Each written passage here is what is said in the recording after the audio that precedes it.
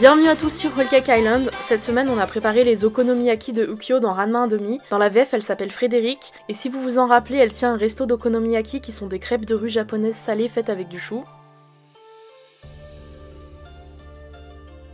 Dans cette vidéo, on fera pas la version d'Osaka où le chou est mélangé à la pâte, mais notre version des okonomiyaki fait à Hiroshima avec des nouilles sautées et du poulet. Dites-nous en commentaire si vous avez regardé ou lu Ranma 1/2, nous c'est un de nos mangas préférés. Et si vous avez des recommandations de recettes, ça se passe aussi dans les commentaires. Si vous êtes nouveau sur la chaîne, on vous invite à aller checker notre contenu et à vous abonner. Pensez aussi à cliquer sur la cloche pour activer les notifications. Allez, c'est parti pour la recette.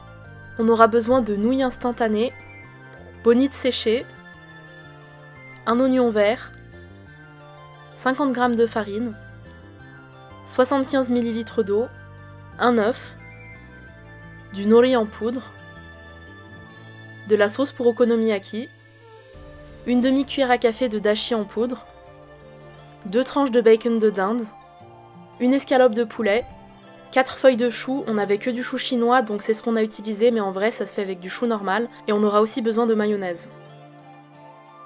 Dans un bol, on mélange la poudre de dashi et l'eau.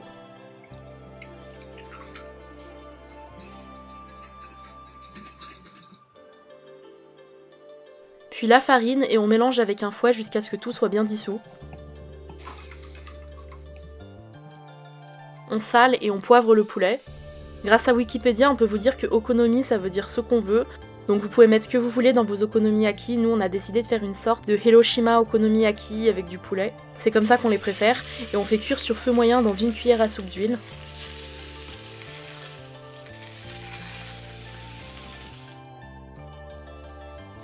Quand le poulet est cuit, on les file et on le met de côté.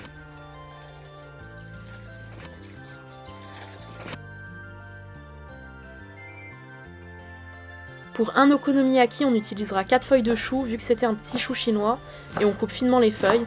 Avec un chou classique, ça fera plus 3 feuilles max.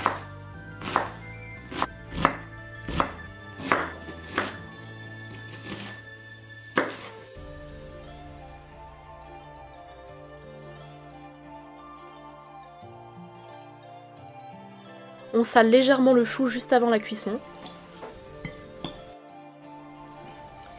On mixe une bonne pincée de bonite pour obtenir de la poudre.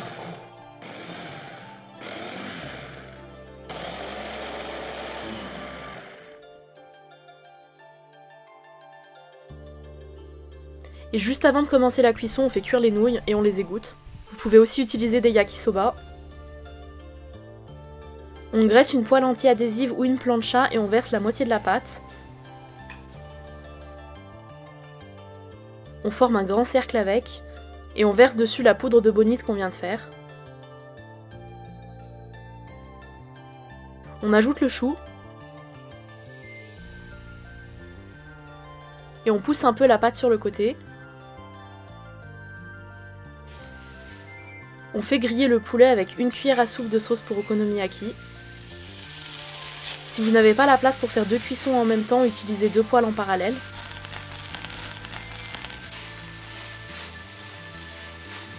On ajoute l'oignon vert sur le chou et le poulet quand il est bien grillé.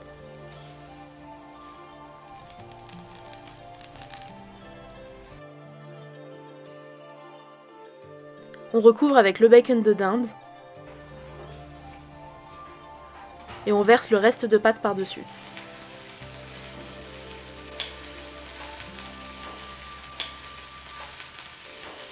On vérifie que la pâte d'en bas est cuite avant de retourner doucement l'okonomiyaki avec 2 spatules. On badigeonne la crêpe avec de la sauce.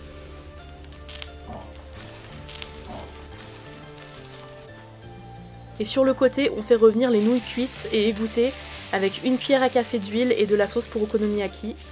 Goûtez et ajustez la quantité. Et vous pouvez aussi remplacer la sauce par l'assaisonnement de vos nouilles instantanées. Nos préférées c'est les mi goreng, elles passent super bien dans les okonomiyaki. On forme un cercle et on pose l'okonomiyaki par-dessus. Et pour finir, on fait cuire un œuf sur le côté. On le sale et on l'étale en un grand cercle.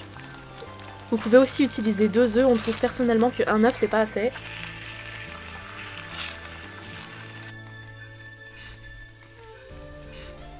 Et on pose l'okonomiyaki dessus avant de tout retourner une nouvelle fois.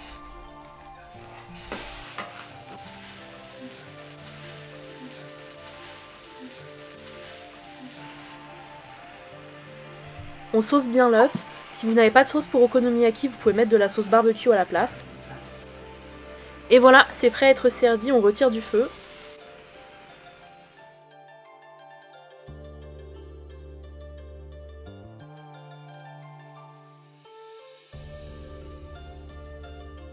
Et on sert avec de la mayo,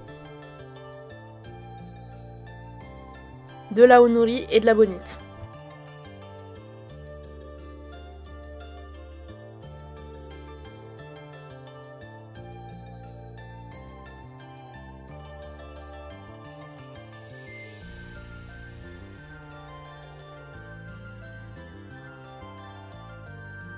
Voilà, la recette est terminée, ça a l'air compliqué à faire mais finalement ça l'est pas tant que ça.